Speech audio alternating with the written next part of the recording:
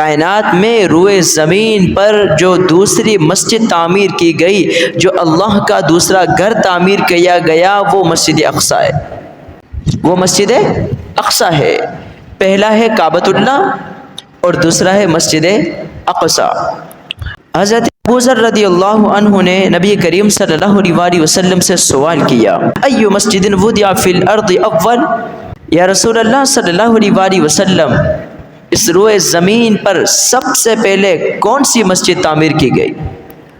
تو اللہ کے نبی صلی اللہ علیہ وسلم نے فرمایا المسجد الحرام، مسجد حرام، کعبۃ اللہ۔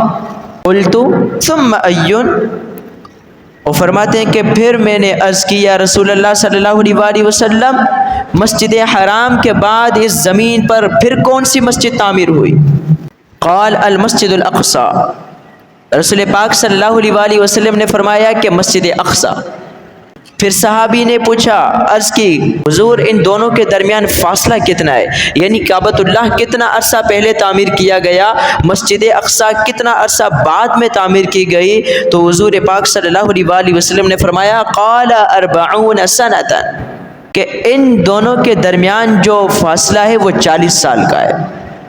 40 سال پہلے روئے زمین پر کعبۃ اللہ کو تعمیر کیا گیا، اور 40 سال کے بعد اس روئے زمین پر دوسری مسجد اقصی کو تعمیر کیا گیا۔